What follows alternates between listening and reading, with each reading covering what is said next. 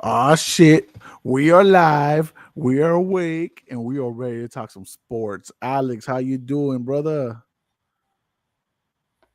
Time change kind of messed us all up, but Just a little bit, just a it's a good smidge. day. Good, yeah, it's a good week though. It was a good week of sports all around. Dude, let's talk about the sports this week. I mean, we can start right now. We can start on what happened this week with the World Series. We could talk about college. What do you want to talk about, bro? What do you want to start? Because you're texting, like asking all these questions. And man, I was like, this man wants to talk sports. Let's talk sports. Let's go ahead and do it. Let's bring it up live. Let's share with the world. We could talk a little bit about the baseball world. I mean, we didn't have that much of a chance to talk about it, and I don't want it to go forgotten what the Rangers did this past week, um, winning the first World Series, first time in the World Series since I think 2011. When they had Josh Hamilton, Nelson Cruz, all of them boys.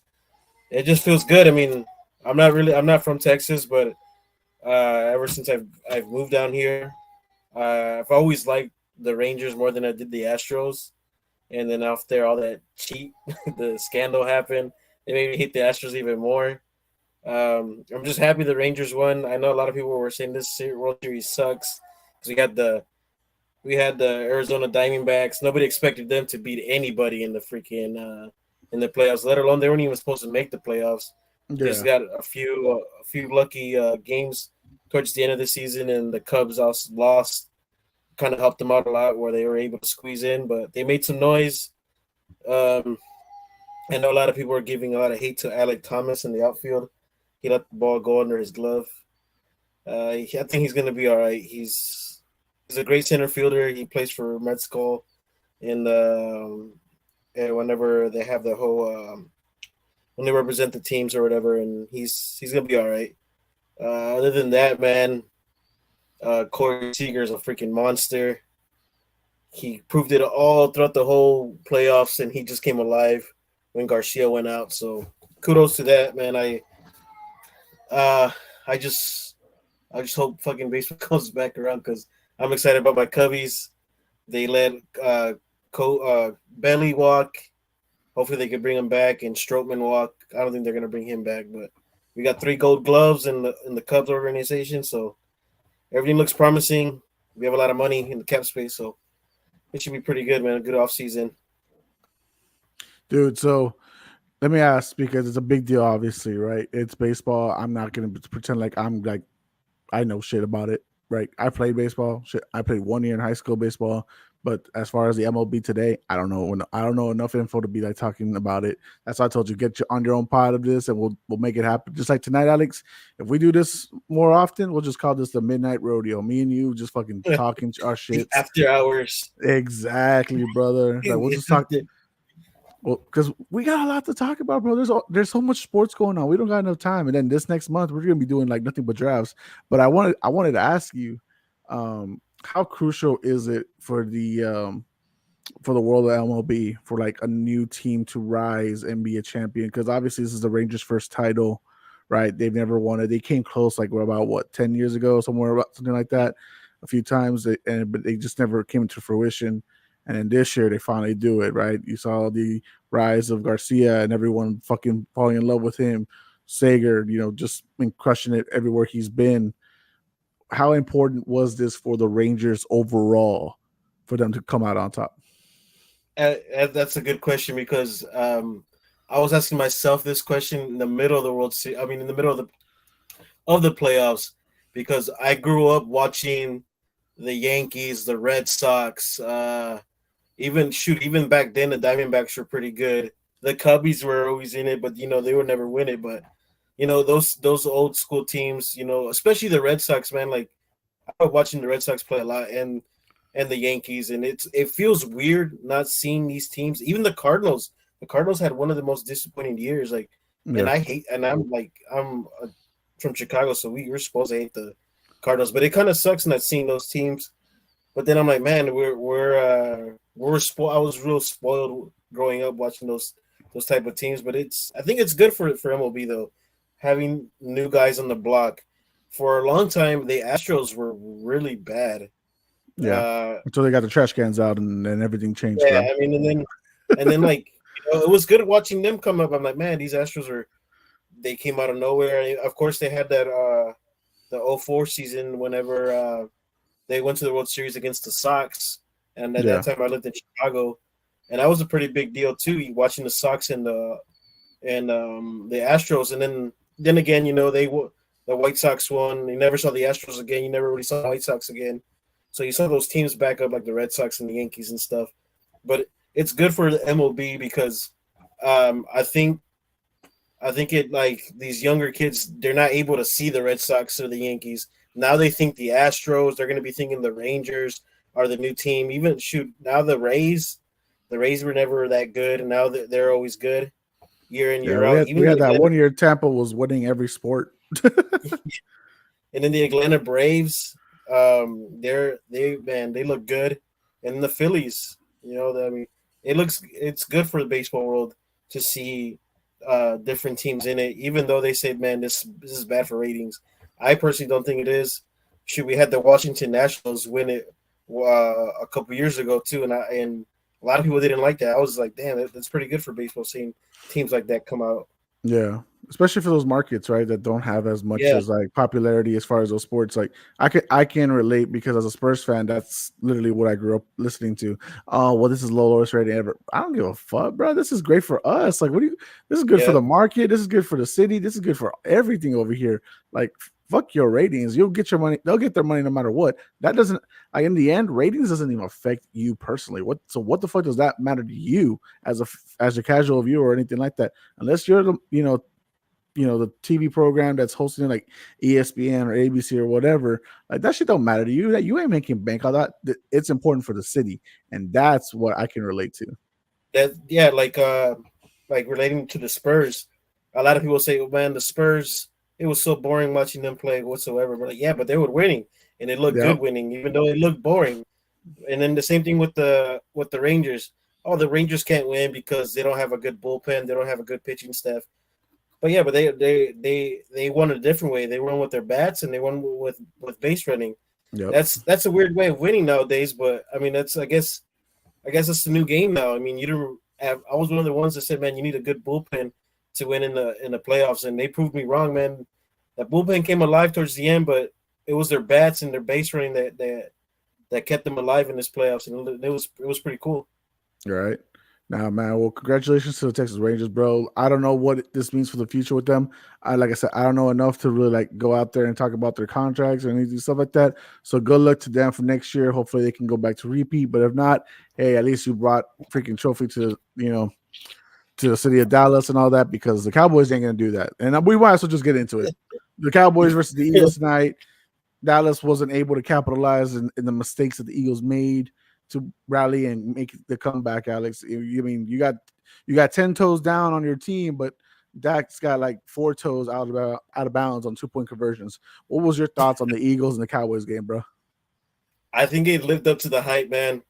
It was, I think, to a degree, right? You're like, man, this looks like a game where the Cowboys could really look really bad. And I was waiting for that moment where the Eagles, I think, took like a 10-point lead. I was like, man, this is it. And then Dak came around. He pulled the troops back together, and man, it's really hard, man. I know I'm not personally a Cowboys fan, but I'm not a hater either, right? Like, but I Ah, trust ah, Dak. not a Cowboys but hater. The other stuff you might hate, but we can talk about that but later. I mean, like I said, it lived up to the hype, man. It was a good game. I thought it was one of the best games of the year. Divisional Oh, that's game, a big hype. yeah, divisional game. Dak, a lot of Dak haters would think this is a game where Dak's gonna fucking fold, and I don't think he fold. I know there's some guys in our chat that thinks that that Jeff, he Jeff, nutted. you don't gotta hide it, bro. It's Jeff. I mean, he's on the pod every Tuesday at best. Like, it's Jeff. We know Jeff Bayless, who he is. Come on now. Like I said, man, I don't think it was. I don't think it was all. I don't think at all it was on him. They couldn't protect Dak. Um, I think him and Mike McCarthy are. are are like evolving as the season goes, and I think the future is bright. Just that the Eagles just have too much fucking weapons on that defense, Yeah. especially their pass rushers. They fucking rotate everybody in and out, have fresh bodies. Alex, I'll be honest with you, man. If this is how I determined whether or not who I was gonna pick, because all week before we submitted the pickums and everything, I was like, "Fuck, man, who's gonna be? Is the Cowboys who are rallying at the right time? Can they make the upset? Eagles who have been like point differences, and they've been very close games. Will they slip up? Will this be the game that might slip up?" And it was in my head, I was like, I'm gonna go with Jalen Carter's status, because whatever it is, if he's in, they win. If he's not in, they're gonna struggle badly in that pass rush, and the secondary is gonna get picked apart the entire game. And I think you agree with that because you are a big fan of Jalen Carter and you've seen what he's done as a favorite for Defensive Player of the Year so far. Defensive rookie of the year, I Oh, think. defensive But rookie. Sorry, yeah, you know what I mean. You know what I meant. um, he has been surprisingly really good with the amount of snaps he gets, right? Because like I said, that Eagles defense is so loaded. So I know some people that are really hyped on him as the Eagles fans have been. I want to see more of Jalen, but you can't. I mean, you can't really hate that he's out on the field a lot because of that line. Yeah. But whenever he does get in, whenever he does go in, though, he you can feel his presence. Like he's always in the quarterback's face, even though sometimes his sacks are not there. But you could see, like, if you watch the game, you're like a fan of the game, like how we are, and how we look at the game. You see, like, okay, if you see Dak overthrows that ball, overthrows like Diggs or something. I mean, not Diggs, CD Lamb. Yeah. They'd be like, oh well, that was Dak. Well, if you really watch the game, it was probably because Carter was in his face. Yeah. That's probably why he sailed the ball a couple of times.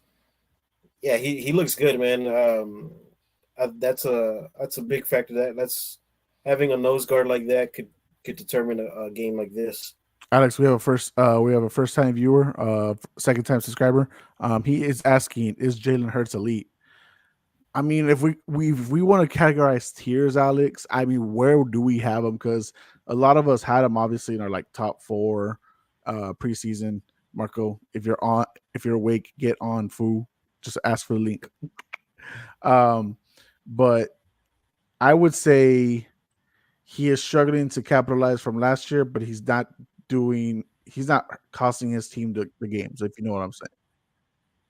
Yeah, he's not making those crucial mistakes as what we would think that he would Which with mind these you, he games. does have a high interception account so far, but not Yeah, today really. but those interceptions doesn't cause his team because his team's able to pull it through. Now, say his team is 5-4, right? Yeah, Say his team is 5-4. Now we're starting to look at those turnovers a little bit different. yeah. If his team fails to capitalize on that stuff, but Marco, to answer your question, if I had to rate where he's at right now, I think he'd still be in like my top three, top four right now.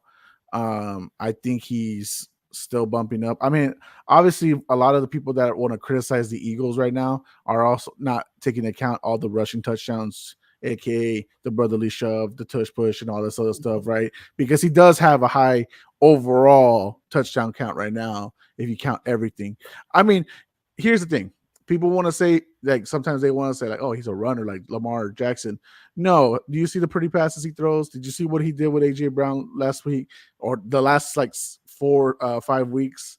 Ever since like AJ got in his face and was like, "Hey, throw me the ball," and then look at the passes he threw with Devontae Smith the last 2 weeks, stuff like that. He's putting them where it counts. Sometimes, obviously, the interceptions they suck, right? We criticize Josh Allen so much about that shit, but I don't want to take away what Jalen Hurts is, right? Because he's still balling out with his legs, with his arms, with his mind. He is still growing, right? His is only Alex year 4, year 5 for him, right? And he's already like one of the best currently in the league today.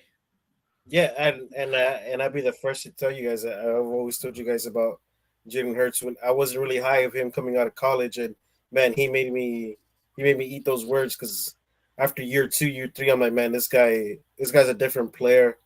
He's able to throw it down the field with accuracy, and he was never able to do that. Yeah, man. I think Jalen Hurts is, like we said, not costing his team the games. And it's not to even say like Dak cost his team the game. Like you were mentioning earlier, it wasn't him. And what we shared in the text thread, my opinion was, I agree with James that it's the line, but it's something that you've been harping about ever since his departure.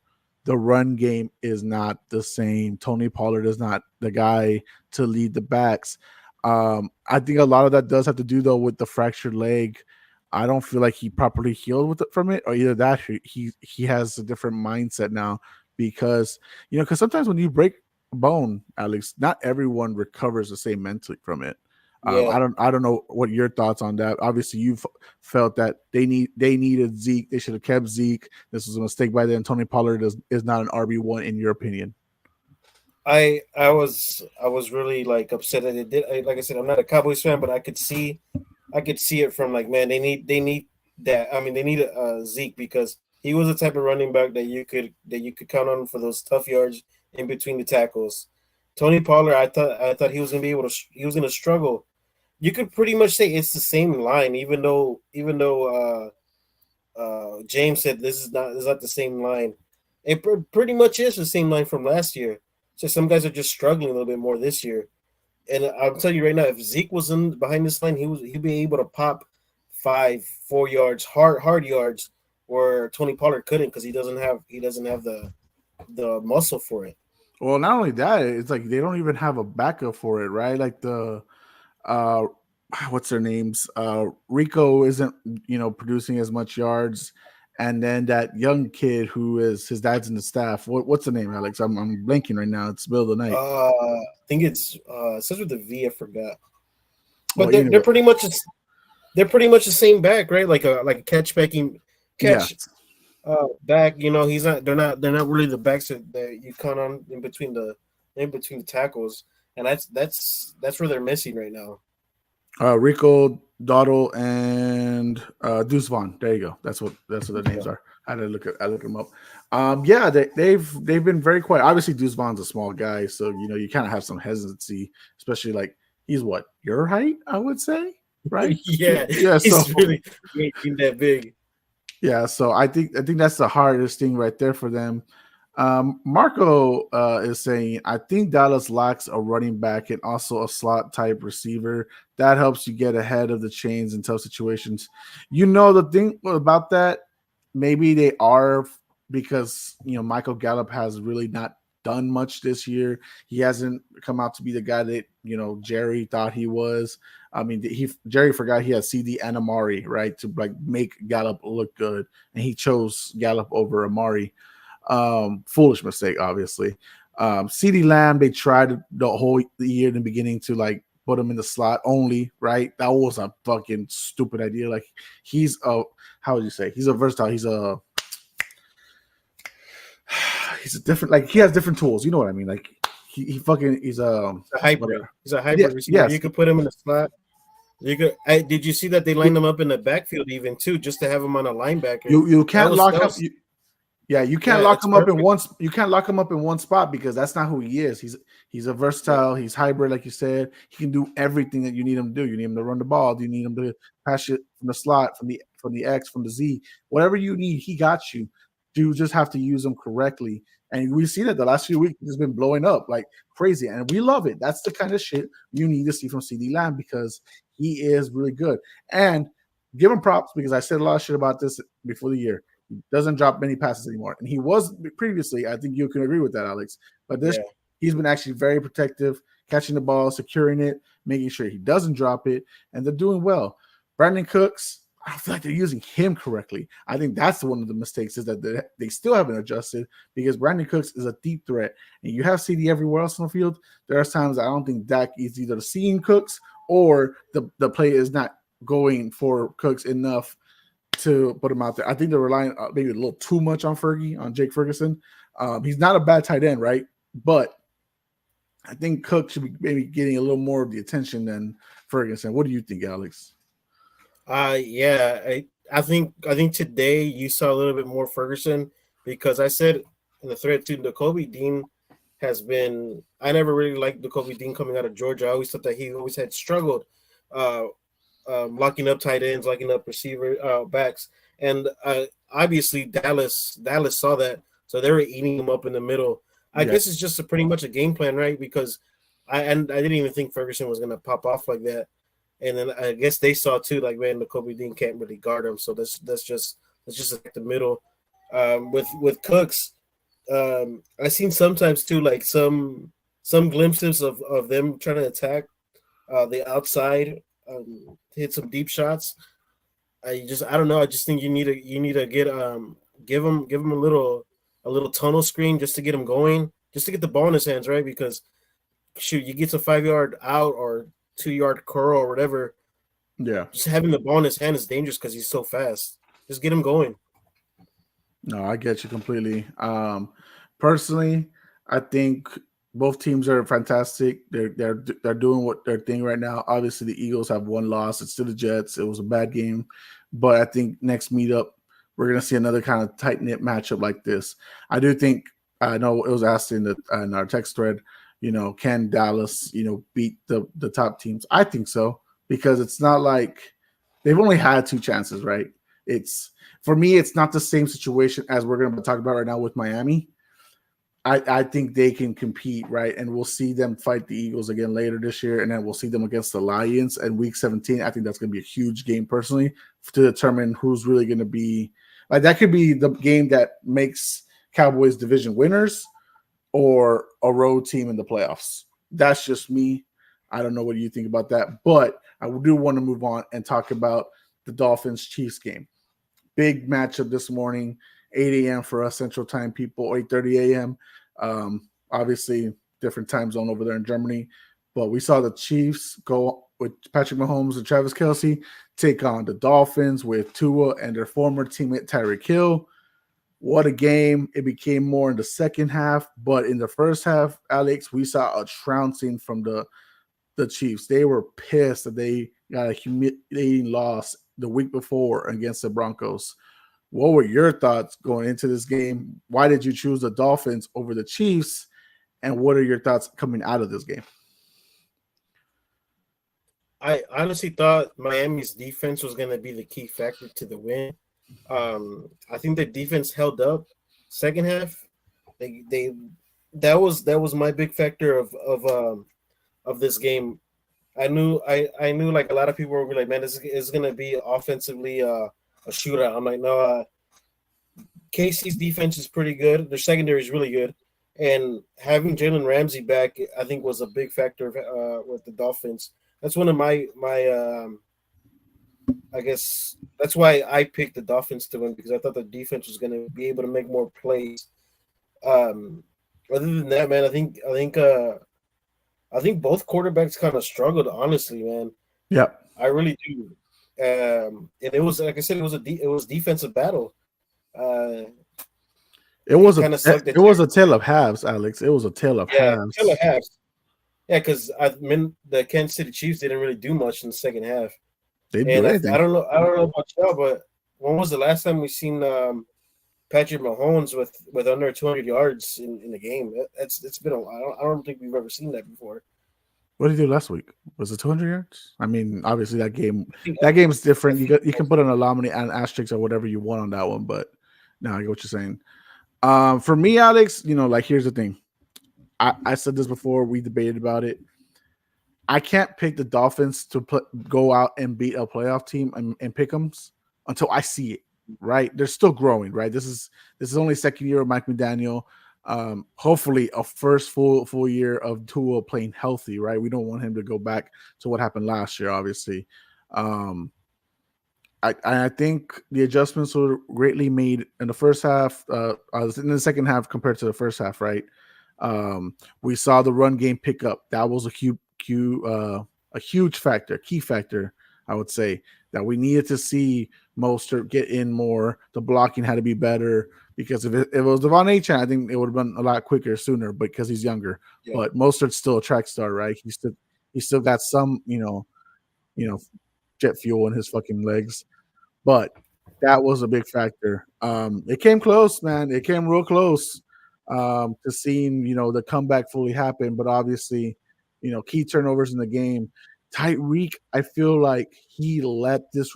I know he said in interviews it was not really a revenge game for him, but the fact that he told a reporter, "Yeah, I do kind of have a celebration, a touchdown celebration that if I score, I'm gonna go to Andy Reid and be like, see, I told you shouldn't traded me," and I'm like, dude. When I heard that, I was like, "You're done." I'm sorry. They're solely going to focus on you. Yeah, you might get about somewhere to 60 to 80 yards, but you're not going to get your touchdown, bro. They're going to shut you down completely the best they can because they Yeah, know. they did a great job having a high low on them. Having a safety over the top. They're really taking them away out of the game plan. It did not help that Waddle went out early, and then obviously did come back, but he wasn't as effective, obviously. Um, But yeah, bro, another game. I said it before. They were averaging 15 points on the two teams that the two playoff teams they played before, the Eagles and the Bills, and today they only made 14. So what's that now? 14 and a half with again offense. That's all they're doing. They got to figure out a game plan, bro. In my opinion, and I think it's the run game. I think it's the thing that cost them the playoff win last year, even without Tua. I think if you had ran a little more, you could have beaten the Bills last year. Yeah, just being one dimensional really doesn't help you at all. And they always say in the playoffs, what travels is a good defense and a good running game. And that's what you are right. They are struggling running the ball without some of their big guys in that lineup.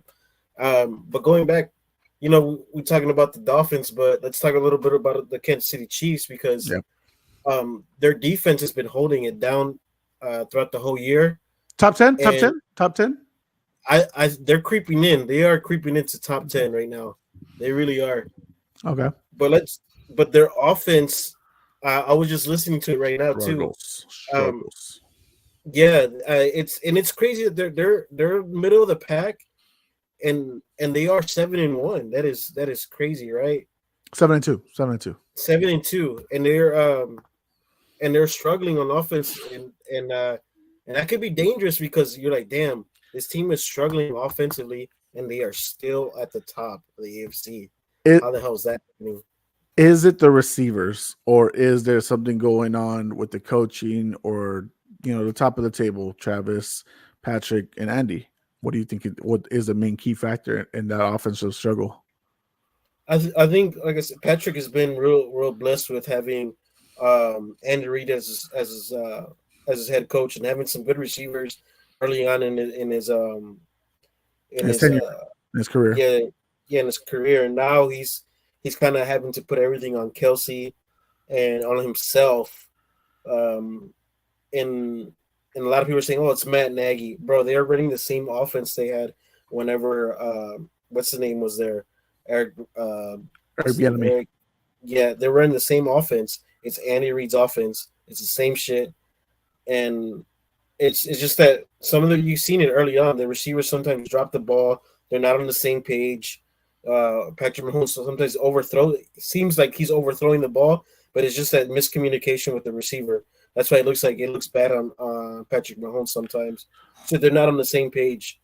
And So I think they picked up Nico right back up. McCole Hardman, yeah. Yeah, and they still look out of sync. Both of them. Both of them still look out of sync. Well, I don't think they really ever had much sync to begin with because a lot of that had to do with when McCole had someone else to be a true wide receiver one. That's when you saw McCole Hardman get those touches, right? Because they were like Tyreek was attracting them or Travis was attracting them. And if you only have to focus on one guy to shut down, you have your next best defender take care of fucking McCole Hardman or whoever, right? Like last year, Juju, yeah, he wasn't the most explosive that he was like in his early years with Pittsburgh and stuff like that, but he knew how to run his routes. He knew how to get his hands on the ball, and he was a little bit of a threat, and it alleviated a little bit right for the rest of the receivers. And you know what I think, Alex, and this me personally, because we're gonna blame the receivers right as the main factor for it, and I agree, but I don't want to say that they are just sucking because they don't communicate with Mahomes or anything like that. I think they're sucking because they think Mahomes is just going to carry them to a title. You get what I'm saying? Like Yeah, yeah, they bringing have too this much like up psych. front. Yeah, they're relying so much on Mahomes, and there's like their psychology is, oh well, he can he can save us from whatever mistakes we're gonna make. Like I don't have to put in my full effort for it. And I think that one of the key people for me is Kadarius Toney. Right? You saw him just get one reception for 18 yards, and he wasn't really looked at the rest of the time. Right? Like he was only looked at what, just the one target, just the one target that so he's one of those guys, and I feel like the rest of the team, especially like you have a McCall Hardman, a Sky Moore, MVS, these guys who have been blessed to be playing with either Mahomes and or Rodgers. I'm talking more for MVS, and they have a title now, right? So now they think, oh, well, there's not, we don't have to adapt because look what we did last year. But that's just stupid because every year you need to be adapting. Every year you need to gain better. Every year you need to be building that better chemistry with your quarterback. That's one of the things I love about Tom Brady and a lot of elite quarterbacks. They would get with their guys over the summer and they would work Yeah, and make sure that that shit happens. I don't follow Mahomes as tightly as someone with Marco would do.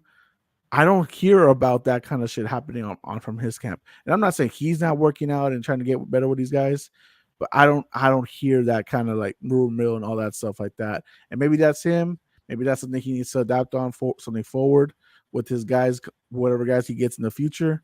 But that's a big thing, right?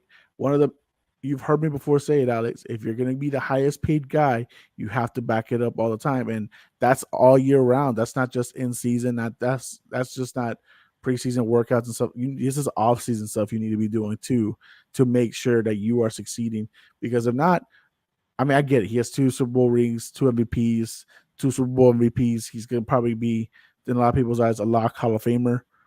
But I have to critique you harshly as I do a Justin Herbert or Lamar whenever he messes up and et cetera and stuff like that, right? So it's only fair because he is the highest paid quarterback now, and he's and and and and with Patrick Mahomes too, I'm not gonna say like he's been blessed with the referees, but he's been getting some of the leeway with some of the interceptions that's been taken away from him that yeah. he's had, and I think Kansas City is in a hole right now as far as they're in a hole as far as finding a receiver right now because trading for Hardman for what, the seventh runner, when you probably could have got him for free, honestly, if you let the Jets walk. I let him just cut, I guess. Hardman could have asked for a leave, and they'd be like, yeah, sure, that's fine. You're not doing anything here Yeah, like anyways. just to ask for free agency, but I guess that made me seem like damn, KC is really struggling to find an answer for Patrick Mahomes as far as having a wide receiver one. I really thought Sky Moore was going to jump off the radar this year, but man, it's just like 1 week is this guy, 1 week is this guy, and sometimes he has nobody to throw it to, and fucking Travis has 15 targets for 10 catches. I mean, Hey, hasn't been done yet where a team has really like zoned in on Travis, taking away Travis. But I think once you start getting to the dog days in, like, in December and in the playoffs, you start getting those scouting reports and you start zoning in on him a little bit more. hey, Alex, I just want to say, bro, what's something in common in the last 2 weeks compared to the weeks before? Do you know what it is? What is that? Taylor Swift is not in the building. Oh my god! She's not in the she's not in the building, bro. And Travis is like lovesick puppy right now because she's about to go on tour, her international tour supposedly, and she's gonna be out of the country, so she's not gonna see him for the rest of the year as far as like games and stuff. So I don't know, Alex. The last 2 weeks, you know what I'm saying? I'm just saying, maybe I don't want to be talking Swifty talk here, but shit's correlating together. I'm just saying. Let's see how it keep going. Maybe Travis Kelce isn't the greatest tight end as people like to proclaim. Maybe he's becoming Tony Romo with Jessica Simpson. Well, maybe he. I think I think that was that. I knew that shit was gonna come up. The whole Tony Romo with the Jessica Simpson deal. I knew that shit was gonna come up. I'm sorry. I had to. It was too easy. It was too easy. I mean, Yeah, come I knew on. it. It was too easy. But I want to see the Dolphins. I don't know what their schedule is right now as far as who they're going to play They next. have I think KC and Miami have a pretty tough schedule coming up. Well, they have a bye next week. They get to take advantage of the Germany trip, and now they have a bye next week and rest up. Yeah, I'm looking at the Dolphins schedule, and really, they don't have a playoff contending team, unless you want to count the Jets. I don't. I don't. They don't have a real playoff contending team until Christmas Eve against the Cowboys. Cowboys are going to have a hard stretch at the end. By the way, I'm just going to say that Yeah, right now. But other than that, and the Dolphins. Here's a good one, Alex. Cowboys, Ravens, Bills. Ravens, the number one team in the AFC right now, in your opinion? I think so, man. Ravens could Let's fucking easily go. be Let's fucking the go. Ravens could easily be fucking undefeated. And this goes out because I had a buddy that says, well, he plays flag football with us, and his Uh-huh. uncle is a big Ravens fan. And he was like, "Man, when are you guys ever going to talk about the Ravens?" I'm like, "Bro, watch the show. I'll talk about the Ravens." And I told him the Ravens should be undefeated right now. If it wasn't for fucking couple of the receivers dropping the ball, they would be undefeated right now. The Steelers wouldn't even be above 500 right now if it wasn't for that No, shit. I'm just saying, bro. Like, I love what Lamar is doing right now. I know. I'm sorry if we haven't talked enough about Lamar, guys, and the Ravens. They've obviously been working hard, killing it. Lamar being a low key MVP candidate this year, and we haven't given them enough respect because we were giving attention to 5-1 teams or the Colts when they had this false hype about being the best team in the AFC South. And look at them now; they're not they're not the same without Anthony Richardson. But anywho, um, the Ravens are working from start to finish, bro. They're dominating right now. yeah, Like they are last week, I know dominating. last week they got a little hiccup. You know, they let the Cardinals have some fun. Joshua Dobbs was having fun, and we saw what he did today with the Vikings in his first game with them. But the Lions shut down. That's a playoff team. The Seahawks shut down. That's a playoff team. Bro, we are seeing the evolution of the pocket passer named Lamar Jackson. He is no longer just a running back, Lamar Jackson. He is a pocket passer. He is putting in the work. He didn't have any touchdown passes today. That's totally fine. He's not a selfish guy. He doesn't need to be like, oh, I need my touchdown passes. No, he's a team guy. He wants to win. And you saw that them backing up today. The defense stepping up, playing big for them to shut down these teams. Alex, did you know there has been 4 games this season out of the 9 games they've had so far? 4 games they've had teams under 10 points. They have not hit double digits. And like you said, they could be undefeated.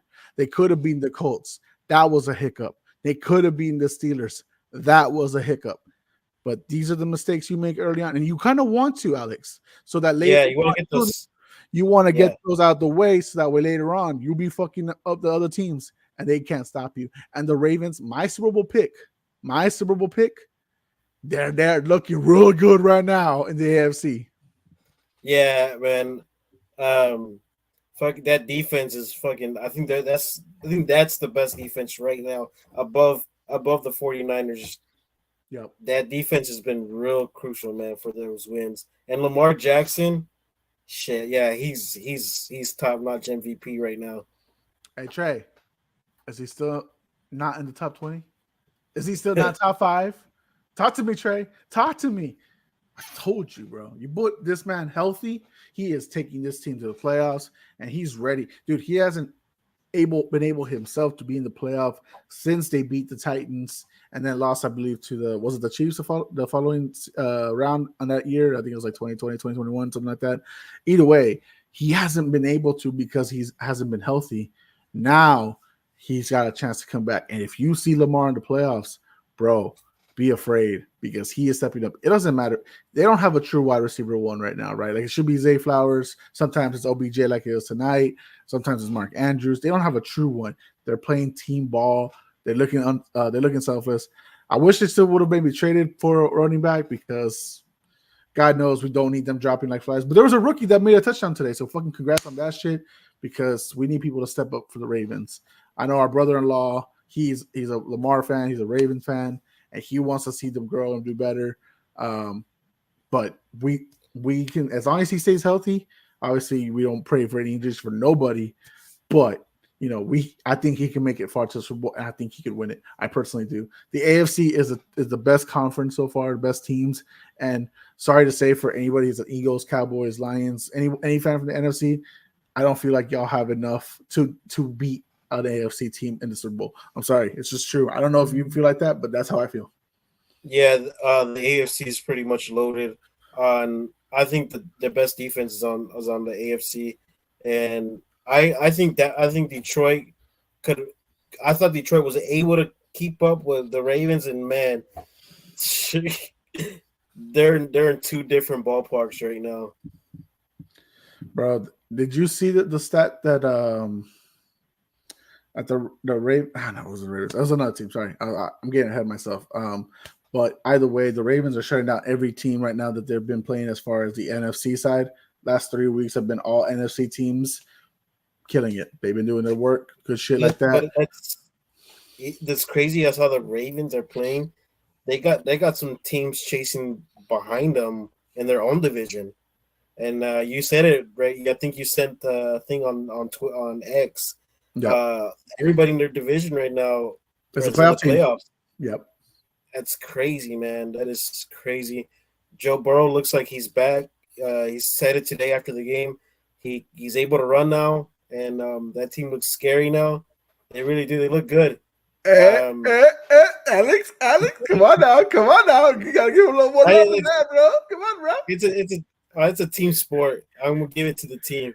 Hey, I mean, it don't matter, bro. He's doing his part, right? He's doing his part. He's not making crucial mistakes. Now. Yeah. He's doing his part now.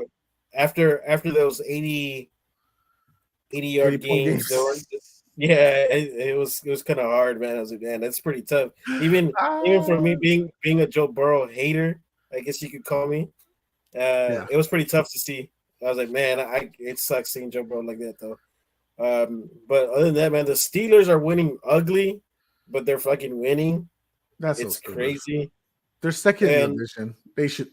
This is so stupid. They shouldn't have beaten the Titans. They shouldn't have beaten the Ravens. I don't even know how close they were against the Browns, but whatever. But come on now. Come on. And then the Browns are fucking starting 3 quarterbacks and like every other game, like, oh, he's hurt. Let's put somebody else in there. Let's put DTR in. Let's put what's his name in. Like, oh man, like I don't know what Deshaun Watson's gonna be. I don't know. He's literally one fucking one sack away from like being in the IR for the next 5 years and still collecting his money. I don't know. It's crazy because we I think all as a general as a pod, we kind of had high hopes on him having a breakout year, but it's been kind of tough for him this year. Oh, man, I had him in the top 10. I mean, obviously today it was a lot easier for them. They didn't have like stiff competition. Like the defense got mad because obviously, they've been kind of letting teams kind of walk over them. Not, the Seahawks and the Colts the last 2 weeks. But now today they were like, you know what, we're gonna fucking ball out. But it's not like it's like a huge impressive win or anything like that to me personally, right? But they did their job, so fuck it. I mean, do you, boo boo? But I just want to go to the Bengals real quick because they just beat the Bills again. It should be the third straight time, in my opinion. Obviously, the DeMar Hamlin situation last year, scary, sucked, made it a no contest, whatever. But once again, the Bengals, like, they rally, they play hard, they grit. Now after the September games where they suck almost every year now, it might be a thing, Alex. It might be a thing. He's not Mr. September, but he is Mr. October, November, December. And that's really what you need in the league, is what you need to be more than you Mr. September. Josh Allen is a Mr. September, and you look at him right now, he's not looking that great. Joe Burrow, Joe Mixon stepping up, obviously from the early woes. Jamar Chase doing better. T. Higgins, hell yeah, brother. I hope you get your money wherever you go. Yeah, he had a good game today. He stepped up big. Jamar Chase didn't have a game where you thought that he was going to break, but I mean, T. Higgins stepped up big. Like you said, Knicks had a crucial first down to ice the game. He did a little juke move on Von Miller, which is nice. So, yeah, man, they have a lot of weapons. That defense, It just looks shaky at times, but they click. To me, that defense clicks at the right fucking time. Whenever their offense struggles to score, their Yeah. defense picks it up, and Well, it's crazy, man. what I was gonna say, Alex, is that really, I mean, today the defense was doing a hell of a job, right? Like they got Yeah, the beautiful punch out on Dalton Kincaid when he was fucking upside down midair. Beautiful work there from I think it was Jermaine Pratt, right? That did the punch out. And who then they picked off Josh Allen. They made two turnovers, crucial. They're in those situations because I believe in both situations they were near the red zone or in the red zone, so both crucial moments there. But low key, that's kind of what been in this 4-game winning streak, where they also swept all the NFC West. The Cincinnati Bengals are the kings of the NFC West, Alex. I don't know if you know that they went 4-0 against all of them. So they own that division, even though they're not even in that conference. But in this 4-game winning streak, that defense has really stepped up, like you said, in the key moments where you need them to step up. Hendrickson has been fucking doing awesome work. Hubbard has been stepping up beautifully. Um, I don't know what this means for them overall going into the postseason. We're just only halfway done with the season. We're just done with week 9, basically. We still have 9 more weeks of football before the playoffs even start. But now, if I don't know how you feel, Alex. I'm not saying they're like a top 5 team, but you can arguably they're going to be a dark horse team that could be. We could see Bengals Ravens in the AFC Championship. I don't know. That's just me, baby. I think that the Bengals defense has been playing a good tempo too, and they tricked Josh Allen into throwing those bad throws. Like I think it was the one up the side on the sideline to the left. They were in cover 2. The corner was supposed to get flats, but he knew that his linebacker had the guy underneath, and he Yeah. worked himself up to the receiver and was able to get that was able to pick off Josh Allen, and that goes back to like everybody being on the same page, and we're in week 9, and that defense looks in sync. So that's scary. You could see the Cincinnati Bengals as a dark horse team competing against Lamar Jackson and the Ravens, and which is scary. And then you look at you compare the teams, right, offensively. Lamar Jackson and Joe Burrow, they're pretty much cross each other out. Yeah. But then you look at Cincinnati's other receivers compared to the Ravens, you're like, oh, Cincinnati has this to the like they dominate in every single position. But then you move over to the defensive side, and it's all Ravens to the Cincinnati. So that two teams could be head to head, and it's scary. They can compete with each other. Yeah, we'll see more by the end of November. Who's going to be like the top teams that are most likely going to be in the playoffs? Obviously, Thanksgiving is going to come up. Thanksgiving games, the Black Friday games, crazy. We're going to have a Black Friday game.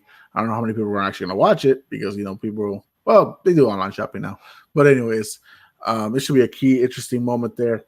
Alex, I don't know what else you have to really more talk about. Obviously, we saw a spectacular game between the Tampa Baker Buccaneers and the Houston Texans. Let's talk about that one actually. CJ Stroud becoming the new rookie record with the most yards in a single game in the season, surpassing Andrew Luck's 433 back in 2012. Um, and, Yes, it's and and now this year he throws for 470 yards with 5 touchdowns and a clutch one at that to win the game over the Tampa Bay Buccaneers. Talk to me about CJ Stroud. You've been high on him uh, before the draft, obviously during the college times. You've said he's the better one over Bryce Young. Sadly, we saw Bryce Young throw 3 picks, 2 pick sixes today. What is it about CJ Stroud that makes him different from the rest, and how far high up do you have them right now as far in tiers, as far as like one of the best quarterbacks out there?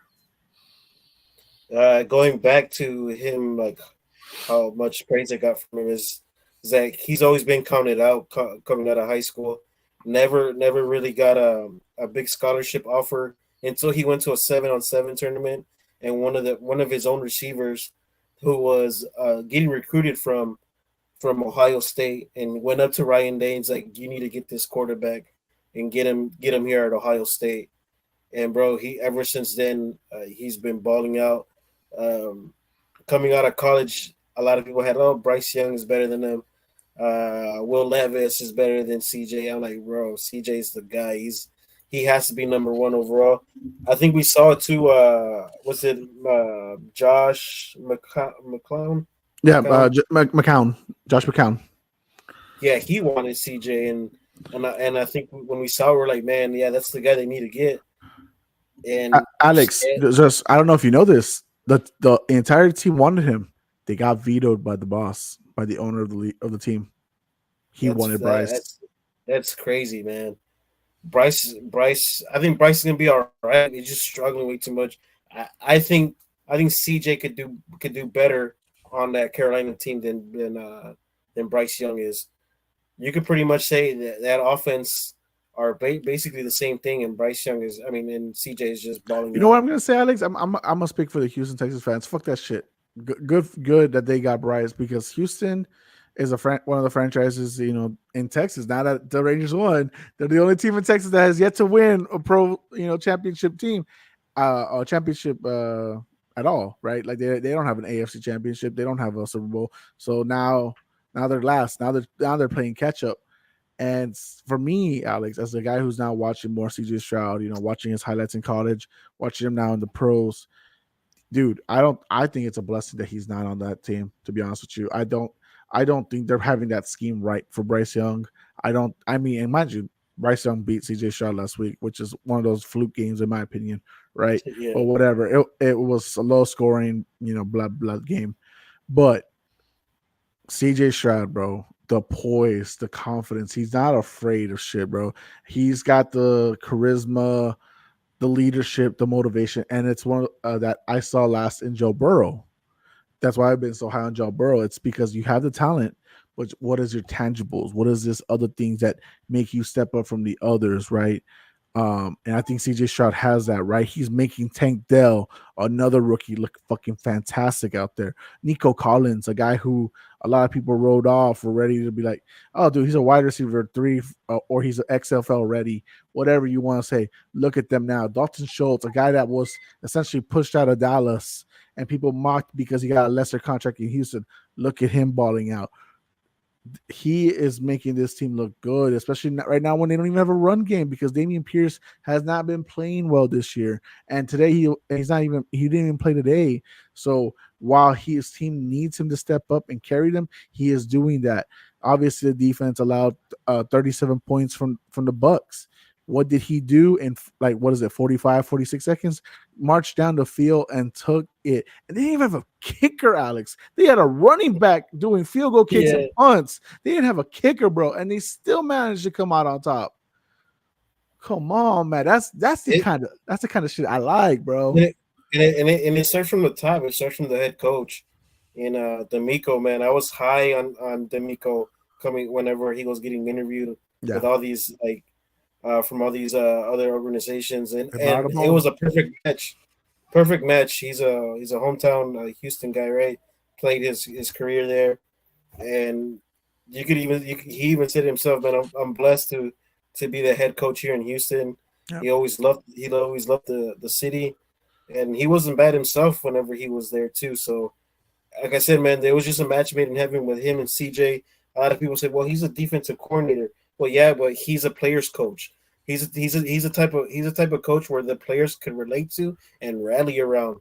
So that's what you need, man. Respectfully to everybody out there that thinks defensive coordinators are not good enough to be head coaches, calm down, relax. I get what the game is turning into, but here's the thing that's more important is how a coach relates to his guys. That Mm-hmm. is going to be more important. They have to also have the wits. They have to have been in programs where they developed on every corner. Because, like you said, he was a Texans guy. He played a long time with them. Who did he come up learning from? Also, he came up from the Shanahan tree, right? But he was a key defensive guy, and he earned a role. After Robert Saleh left to become the guy, and he took over, and that defense was awesome. We saw what they were, and we kind of see the defense kind of hurting right now without him in San Francisco. You don't Mm-hmm. always need to bring in guys that young, smart offensive coordinators that are just going to change the game and do all this stuff. No, you need a guy that might relate with you, because we're seeing guys like Brandon Staley, defensive guy, but he's not connecting with his players. Josh McDaniels, an offensive guy, not connecting at all with his players. And you got D'Amico Ryan, a true player who understands when when you're struggling, is how you motivate others to get back up. Those guys didn't know how to do that. He does. Antonio, fucking shit. Brain fart. Raiders' new head coach. Yeah, Antonio.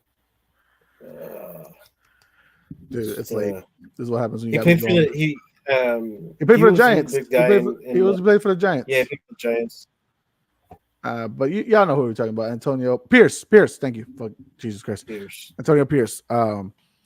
He made the beautiful resemblance of like saying, "Hey," in front of Josh McDaniels. He said, "Guys, I need to tell you about when we beat the fuck out of the Patriots on the Super Bowl, undefeated. We stepped up, we rallied, we fought together. That's what we need to do here in this locker room too." I'm paraphrasing, obviously. It's not exactly what he said. Yeah, okay. Yeah. So, and of course, it got McDaniels all butthurt. And for me as a Patriots fan, let me tell you right now, Alex, my reaction when I saw that, you are no longer a Patriot at that moment, my man. You are a Raider. You need to rally and step up for your guys. Fuck the past. The Patriots aren't cutting your checks no more. They might very soon now, but they ain't doing it right now. You need to be here for your guys today. You're no longer a Patriot. You're a Raider. And he didn't.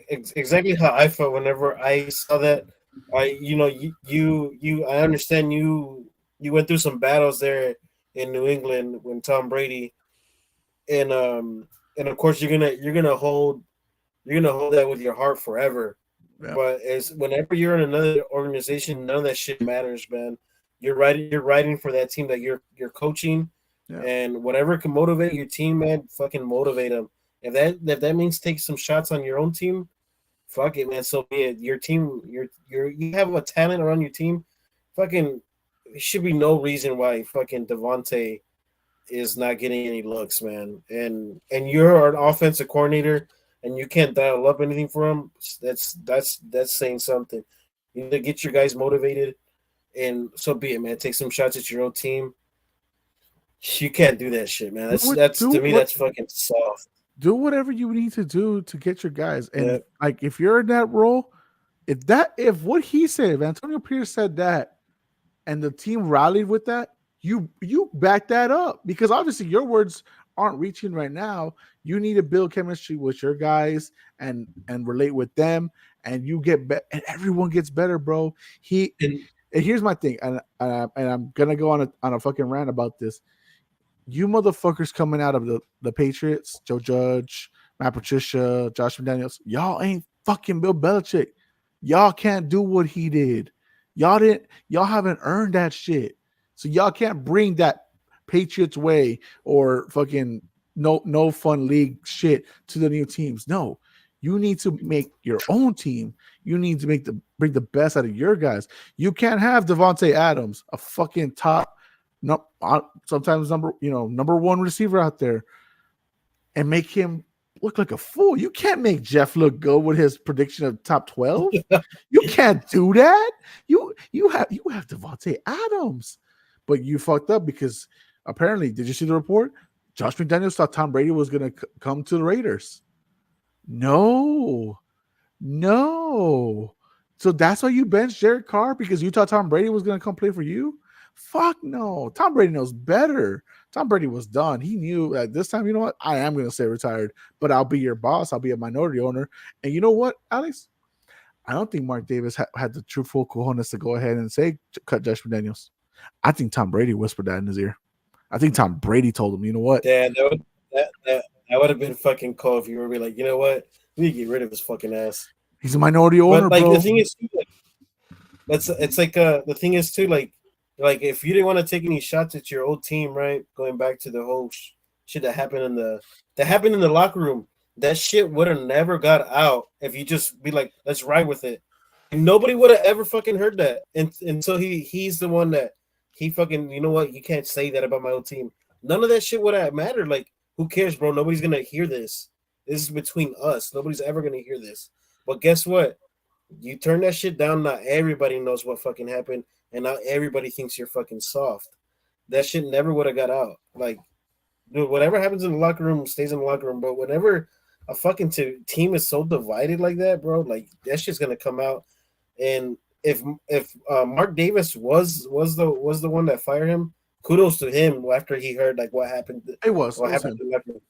It was him. That's fucking that's how you that's a good owner right there. But like, bro, fuck this, get him out of here. Oh, it's about time, bro. Because Yeah, Mike Davis is a guy like he's the poorest of all the owners in the NFL, and he's still paying John Gruden right for the next 4 years. So now he has to do the same thing with Josh McDaniels because he signed him for a 4-year contract, a 6-year contract. He has 4 years left on that shit. So now he has to pay both of them. So, but I'm glad he had the balls to do it. But here's what I want now: you keep Antonio Pierce. yeah, You fucking keep his, you. yeah, keep him. I forgot the name of the special teams coordinator that became the head coach after Gruden got firing. But hey, they were balling for him. Yeah, I'm telling you, man. Should have kept him. Yeah, I'm telling you, man. Whenever you have somebody, the higher ups, like at a coaching position, a head coaching position that your team could rally around, it makes a big difference, dude. Like, there's some coaches sometimes you don't want to play for, and you don't give it their all. Like, man, fuck this. Like, Mark Davis. Mark Davis. Here's a good one. Here's a good one, Alex. Mark Davis.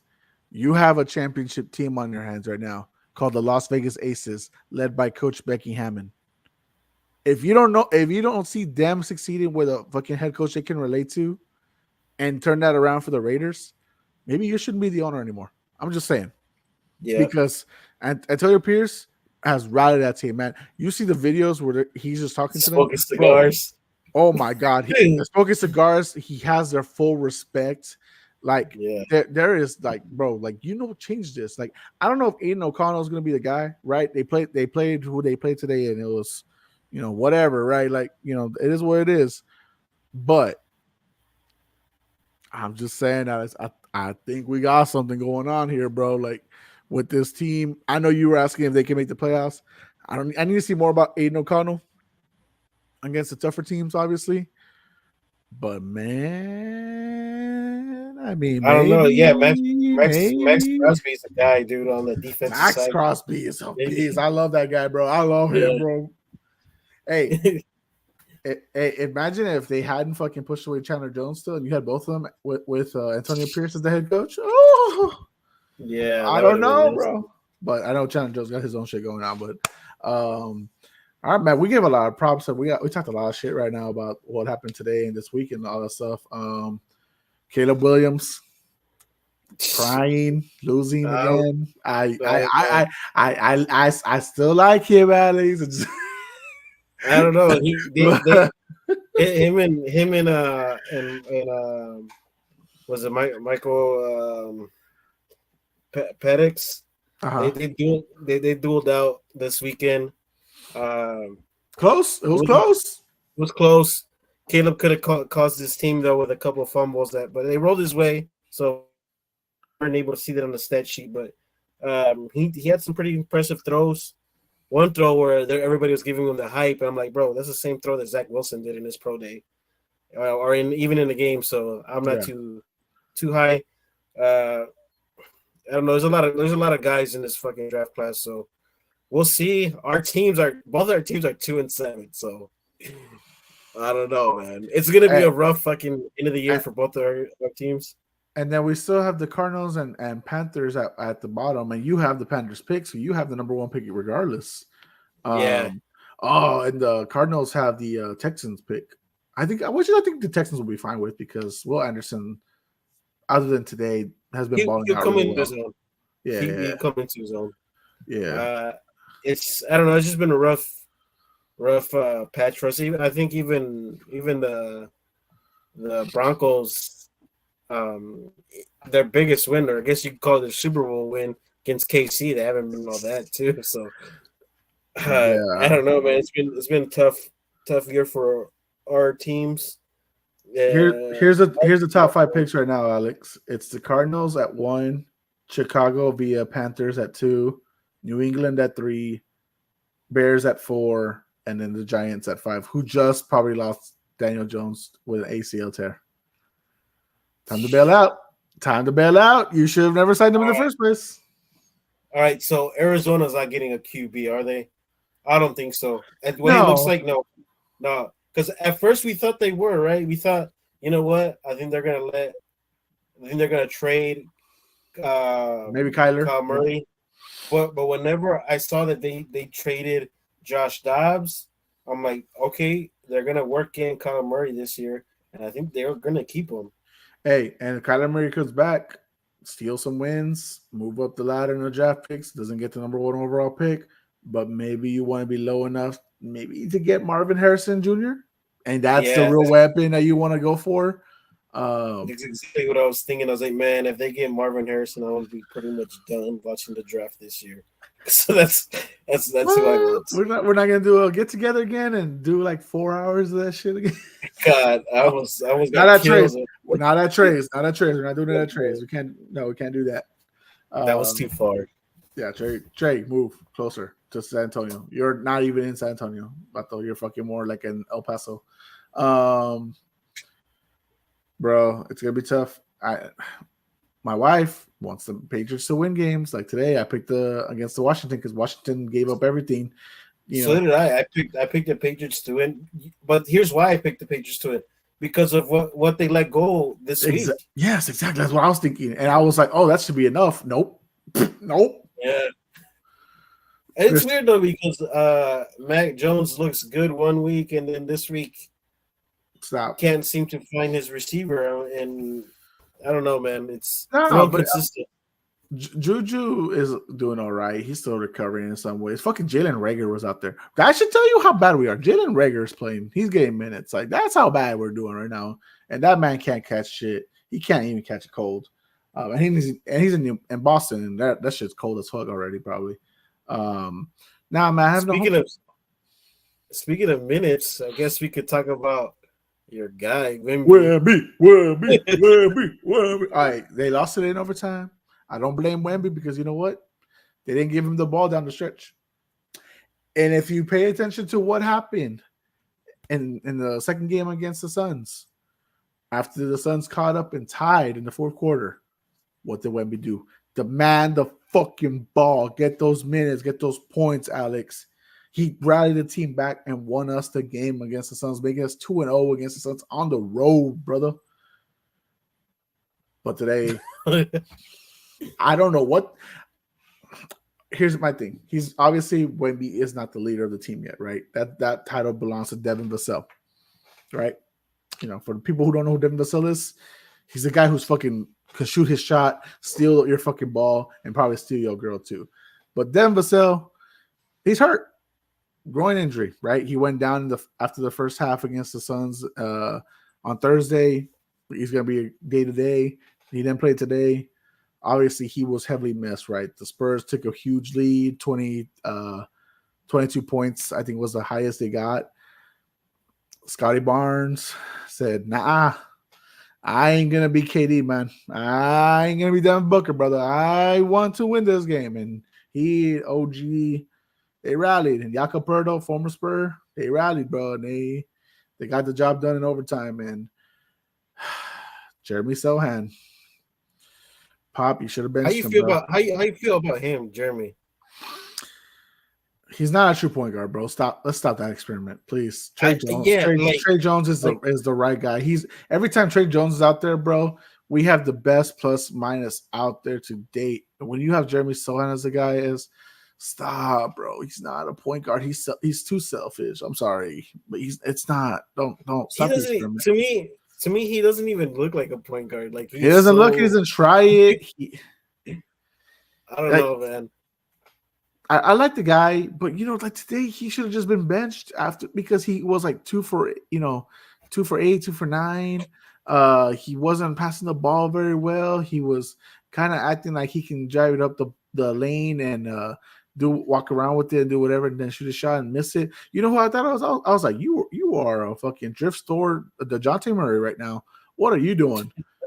Like, bro, come on. Like, it needs to be Trey Jones, bro. Like, he needs to be starting. And, bro, CD Osman, bro, he's the guy that's really been stepping up for the bench. Like other than Trey Jones, like he needs to get a little more minutes. And if Devin Vassell is going to be out a few games and such, like we need to give CD Osman the time of day to play more minutes because what Jeremy Sohan is he's a little baby Dennis Rodman, bro, but he is not a fucking point guard. Like what? Yes. That's not his specialty, and his defense is hurting right now. He's not been a good defensive player so far in the first 6 games. He's kind of just been whatever on the court. He's kind of been more of a detriment, hurting us with some bricks. We need to continue doing what we're doing. I'll give you one name that's been really sticking out to me on that Spurs team, and you know me, I'm not a big Spurs fan, but I follow the team, and one guy that's been really to me, and it's been really showing out was Collins. Yeah, I know Jeff was saying. I knew Jeff was kind of giving him some shit. Like, bro, I watched the games I've been watching and following so far this year. Collins has actually been stepping up pretty big for them. Whenever Wemby went down early on, right, with those games where he had a foul trouble, Collins was stepping up. Big guy in the middle, right, defending. He was still getting shots up. I think he's one guy that's been real crucial for that team and their success whenever they do win the games. You know what's funny with Jeff? He was so critical, like you were saying about Zach Collins, and I'm like, I don't know if you know that the first week of the season he was actually sick the first 4 games. Like he was really sick. Like he got better towards like the Phoenix series, obviously the 2 games there.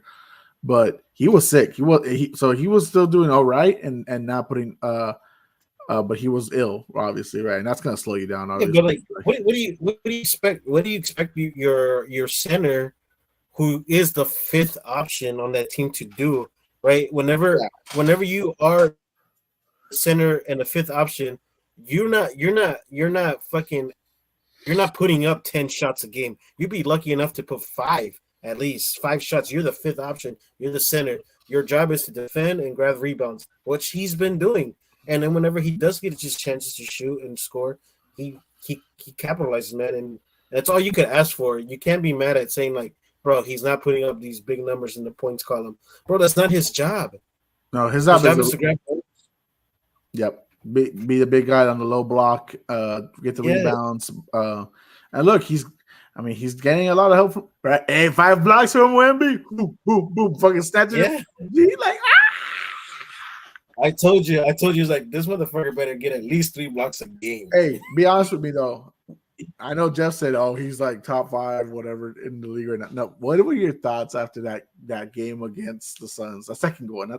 I mean, if you want to count both of them, you can. But what were your thoughts when he broke out for 38, 10, and 2? That was pretty. That was cool to like see, man. I think you guys put up the stat where, like, some of the greats in their rookie year, how many games it took them to score that many, and to me, I think I don't think Wemby is the type of guy that take away shots from guys.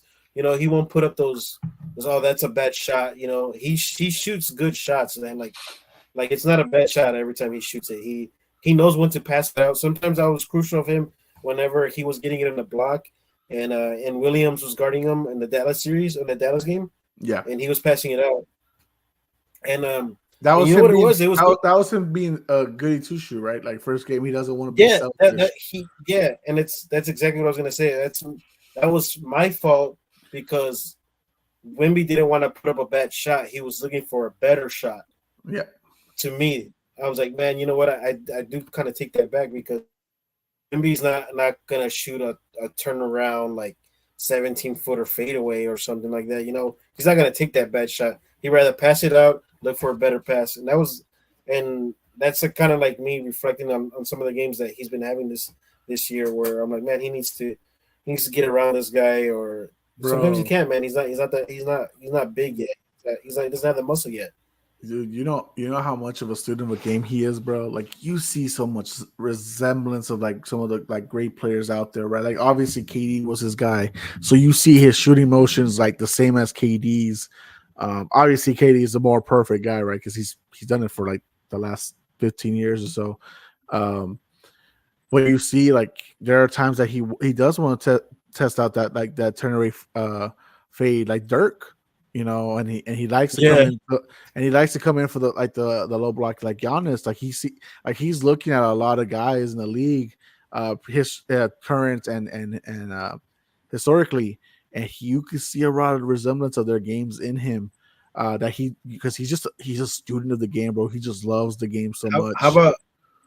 How about that cool little sequence we got where KD went at him, right, had a big slam, and then Wemby came right back. And got an even bigger slam. You're like, he blew by him and then put a fucking Nurkic on the poster, and I was like, fuck yeah, bro, you responded so well to that. And it's crazy because I think that game was it was in Phoenix, and even the Phoenix fans were like, oh. Dude, the you heard it in the crowd. That was pretty cool. They were hurting. Yes. Dude, for the second game, one guy that's in our fantasy league and his brother who's gonna be in our draft on Tuesday, they were at the game, bro. So they got to like live the whole thing down. Like they got to see like the big lead, the comeback, the shutdown of the comeback, and you saw like, bro, like I wish I was a millionaire. I would be at every Wemby game, bro, because this kid is like he is so fucking like Alex. We didn't have a pod last week, so I didn't get to like tell the story, bro. You know how expensive this fucking seats were for when like the pre-sale came out? Balcony seats were $200, bro. Balcony seats. Shit.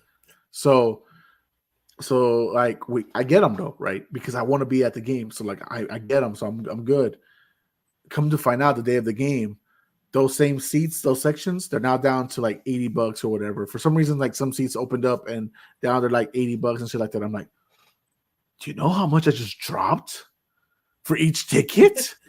Are you out of your fucking mind? So I call Ticketmaster and I'm like, hey, Ranjit, I need an upgrade or something, bro. I can't be dropping this much money and fucking like not be getting good seats because I'm not sitting next to a guy who spent $80 when I spent $200 each, plus the taxes. Alex, do you know the stadium taxes? They're fucking expensive. So he was like, "Oh, I can help you. I'm sorry. I can do nothing I do." I was like, "Give me a supervisor, bro. Please give me a supervisor. If you can't do shit, fine. Give me a supervisor." Okay, sir, but they're gonna tell you the same thing. It's not gonna work out. I'm like, cool. Give me a supervisor. Got the soup. Got the upgrade. Didn't even have to fight for it. She just said, "Oh, you know what? There's seats right here available for you. These are about the same price. Actually, a little more than what you got, but we'll credit you back the refund for it." I'm in. Take it, and that's where you got that's where you saw the seats where I was at, bro. I was like, I'm not gonna be disrespected this way. I did not just drop all that money for shit. And then we were right by the Wemby in the bench. I just get those tickets where they're cheap right now because and pretty soon I'm talking about like in a year or two or so, even I don't know. Hey, maybe that's even a little bit sooner, but those tickets are gonna go up. Alex, I know it's early to say. But we are going to be in the play-in, bro. I don't give a fuck. Memphis is struggling. Rockets suck.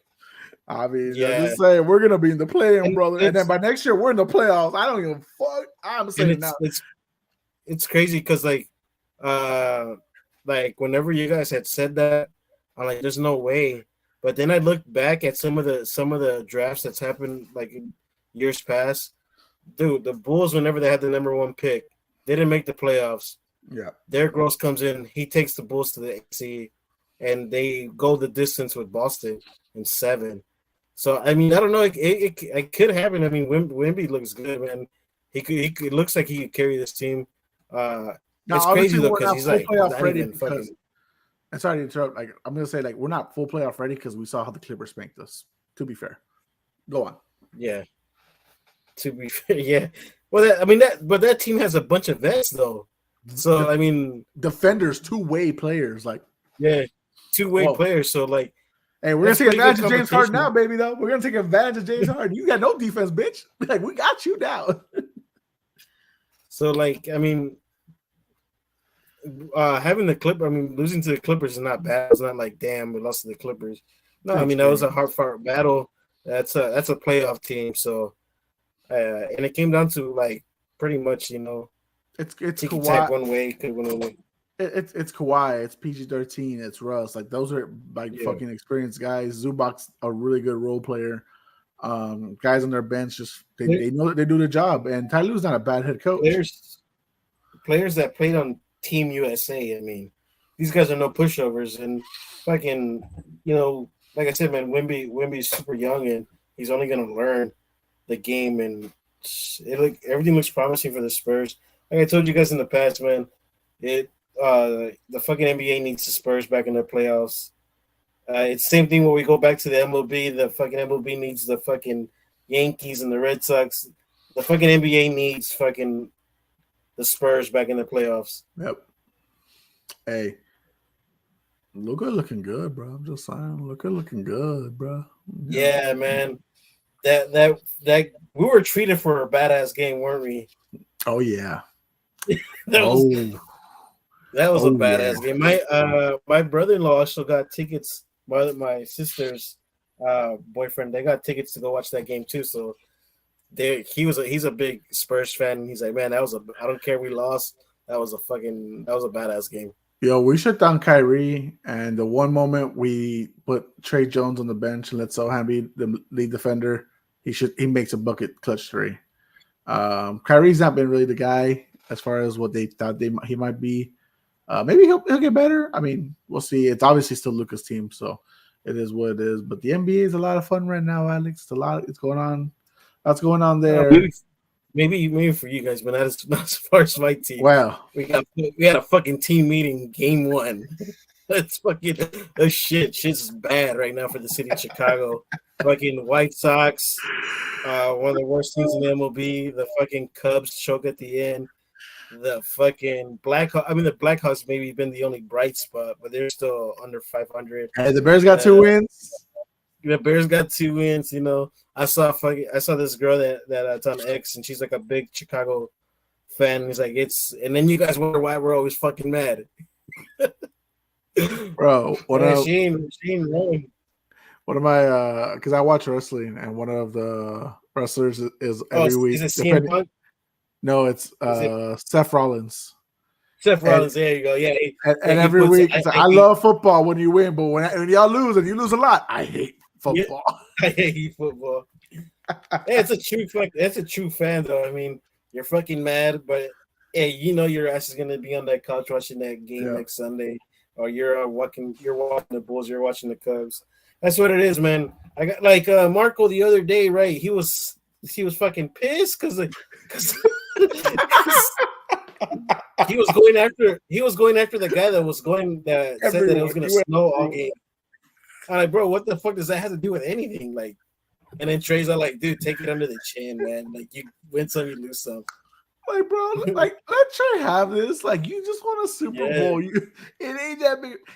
And I told him this, bro. I told her he doesn't know how to lose anymore because he's a Chiefs fan. He doesn't know how to take an L, like just a regular season L. He doesn't know how to take that no more. Like he's gotten way too much into the hype. And the thing is, too, I love you, Marco. The thing with too is because it was I'm not gonna lie, that was kind of embarrassing loss though. You were like, damn, we shouldn't have lost it. Well, it's a divisional game. I get it, but bro, he had the flu. He shouldn't even have played. Be honest. Yeah.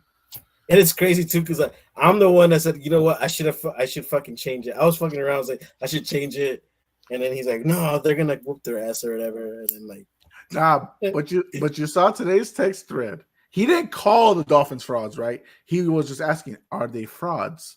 And I worded it because I knew how he'd react. I'm like, oh, watch out. He just said the word frauds. That's what I said. He said the word frauds. I didn't say that he called them that. But ever since he said that, that's when the Dolphins started coming back. And then he was like, okay, I'll shut up now. And that's when they won. So you see?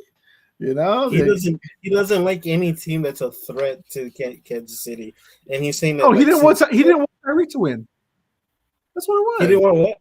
He didn't want Tyreek to win. Come on, you don't want to lose to the guy that left you for the new girl down the street.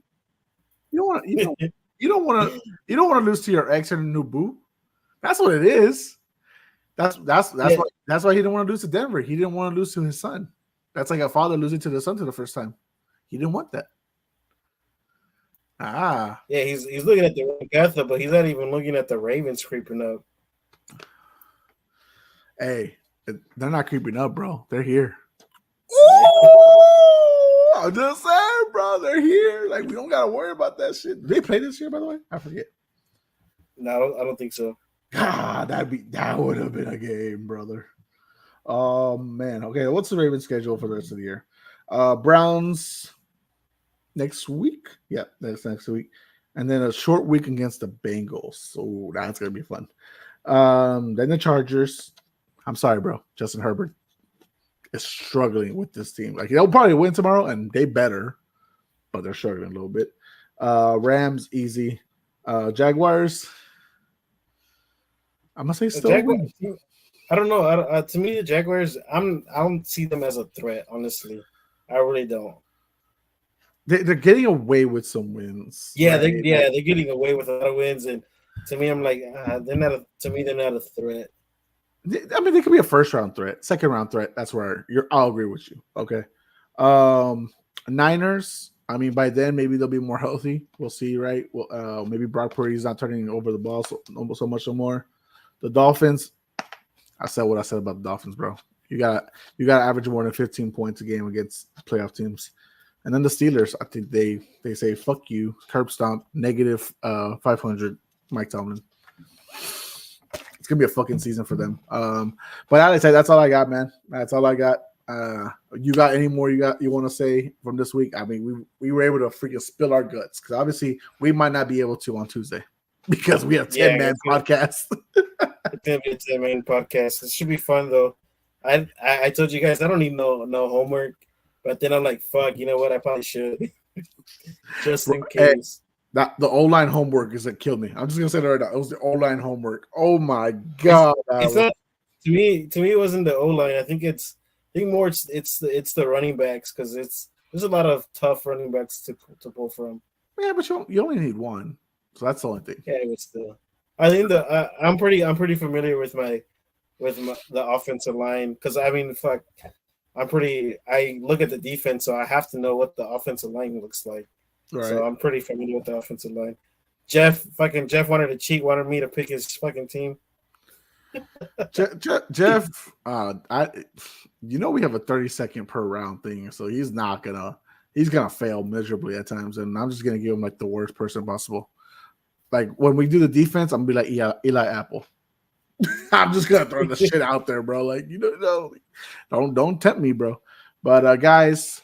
For y'all who are watching this live or on demand, just so y'all know, Tuesday night, November 7th, we are going to be having a 10-man pod, and it's going to be a 3-part series. Basically, we're just going to be drafting, having good talks with a big crew. I don't know if that'll be a regular thing moving forward after that.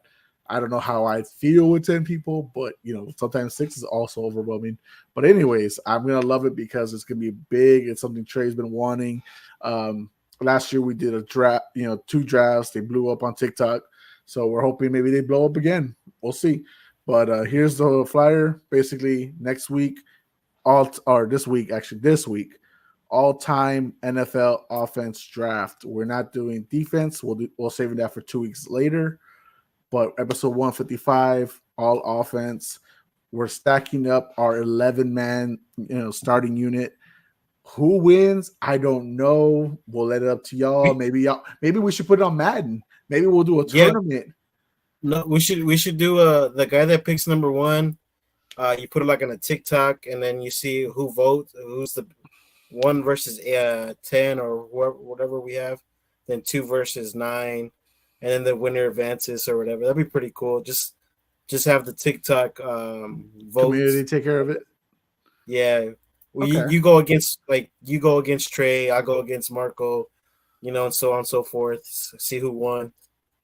That'd be pretty cool.